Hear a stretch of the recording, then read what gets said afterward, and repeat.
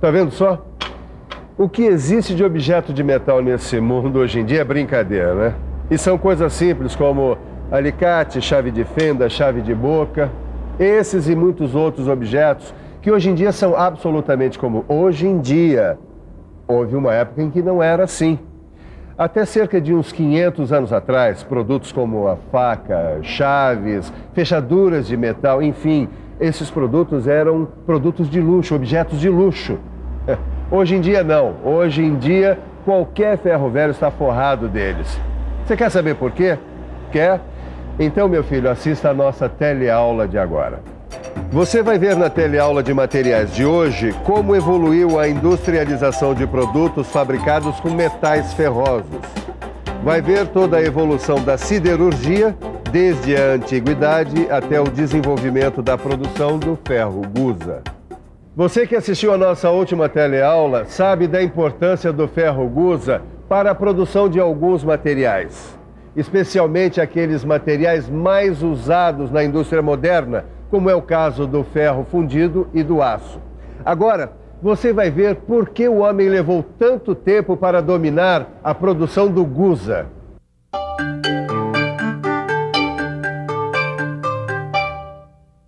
Vale a pena conferir a composição do ferro gusa. Para quem não sabe, o ferro gusa é um material duro que quebra com facilidade.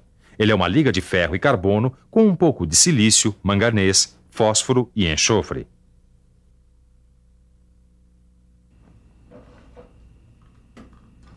Ué, você não tá gostando? Não, não é isso.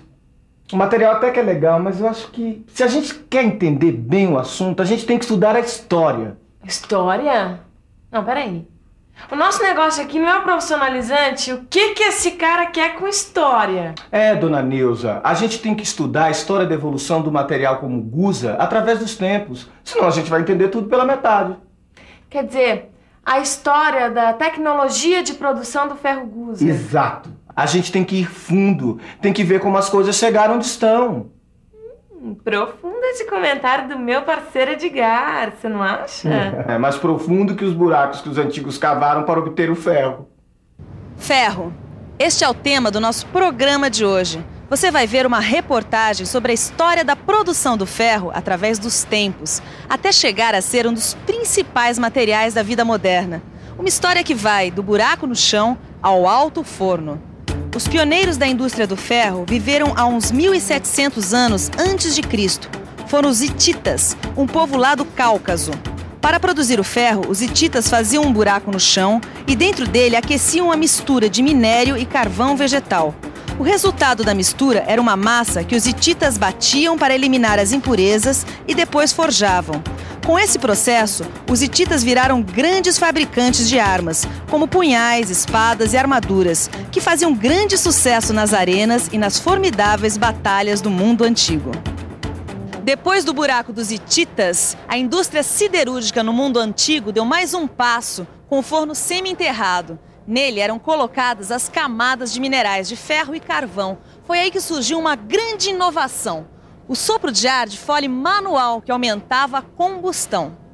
É um sistema que, de certa forma, é usado até hoje por quem sabe fazer churrasco.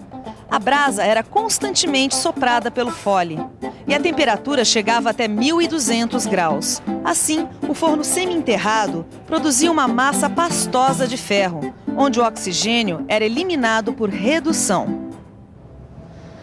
Bom, para você ter uma ideia de como o uso do ferro foi aparecendo em diversos países através dos tempos, fique por dentro. Depois dos pioneiros hititas, que dominaram a produção do ferro no Cáucaso, em cerca de 1700 a.C., o ferro foi aparecer no Egito e na Grécia em torno de 1100 a.C.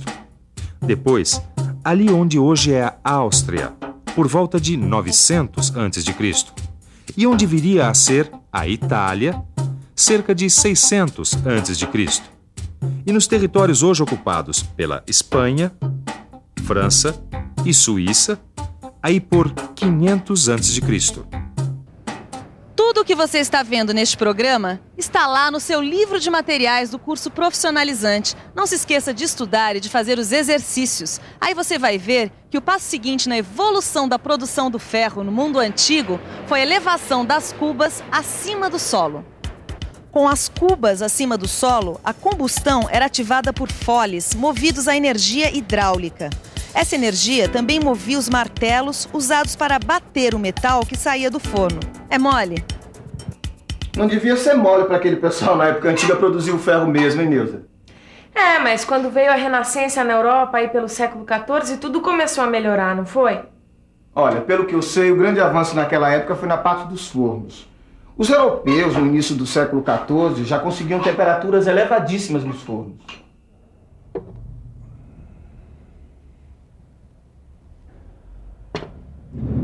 Sabe o que foi que ajudou o pessoal, naquela época do século XIV, lá na Europa, a conseguir temperatura bem mais alta nos fornos? Foi esse negócio de insuflar ar. Com isso, eles conseguiram uma temperatura mais alta. Com a temperatura mais alta, conseguiram fazer o ferro absorver o carbono. E com o ferro absorvendo o carbono, conseguiram fazer com que ele saísse líquido do forno. É mole?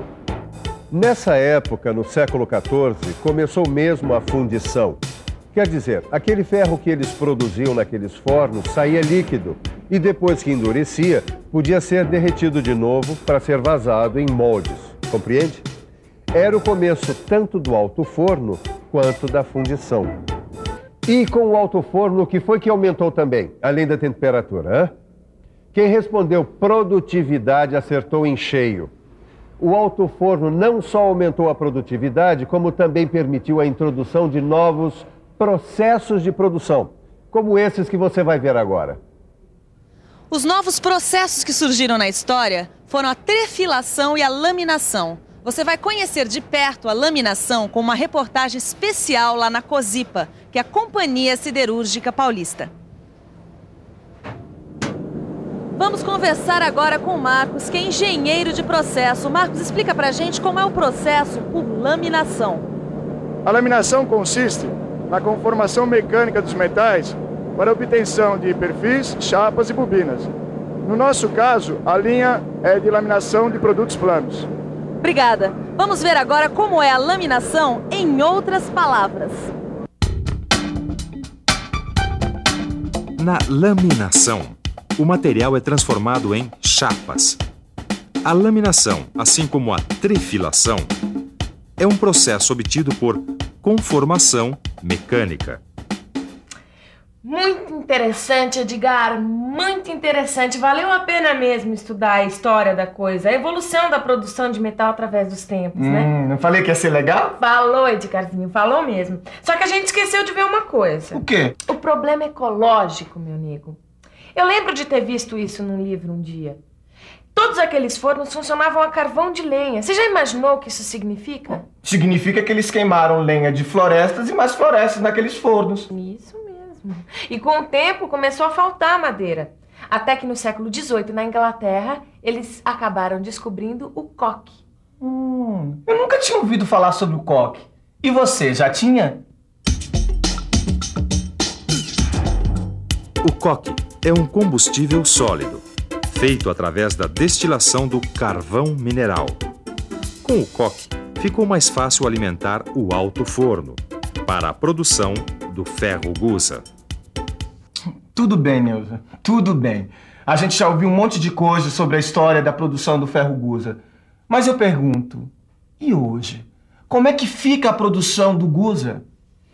Olha, pelo que eu andei vendo, os altos fornos de hoje são enormes. Eles têm até 35 metros de altura. 35 metros de altura. Hoje em dia, esses altos fornos ficam dentro de grandes complexos industriais, chamados usinas siderúrgicas. Agora você vai conhecer uma delas. Uma companhia siderúrgica como a COSIPA produz cerca de 4 milhões de toneladas de aço por ano. Ela tem 2 alto-fornos, o maior deles com capacidade para 6.200 toneladas de ferro gusa por dia. O alto forno é o principal equipamento para a produção metalúrgica do ferro. Ele é construído com tijolos, mas tem uma carcaça protetora de aço.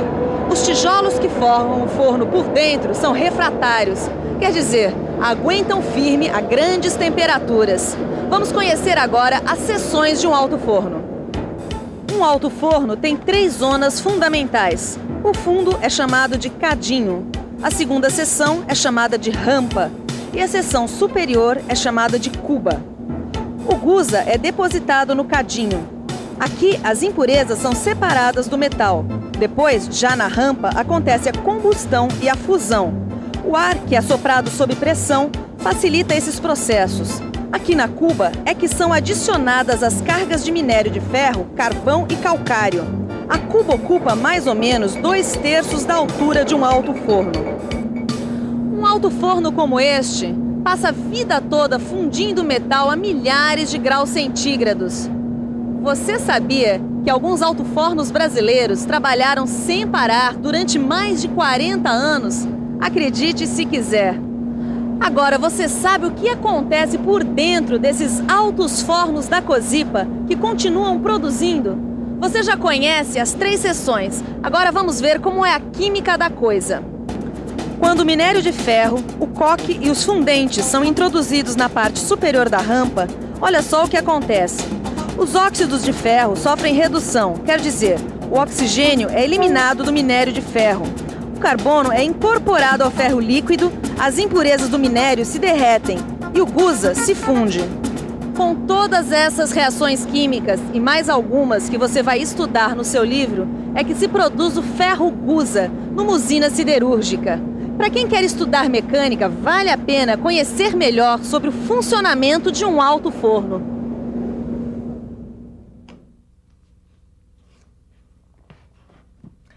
Alto-forno. Esse aqui é o fogão, a cozinha de uma siderúrgica. É isso mesmo, Neuza.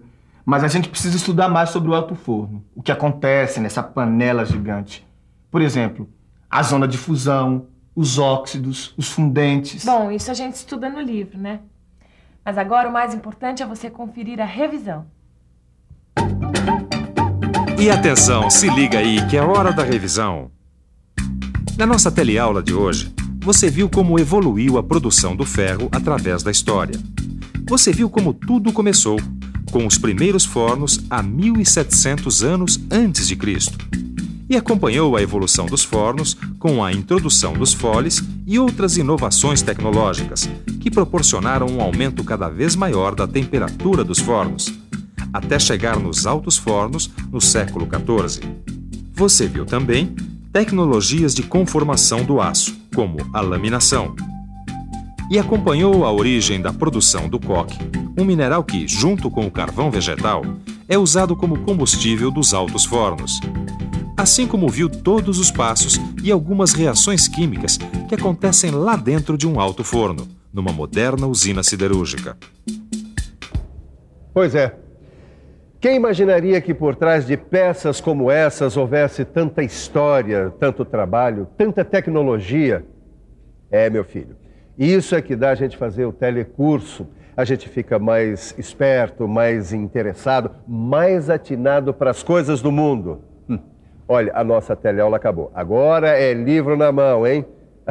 Na próxima tem mais. Até!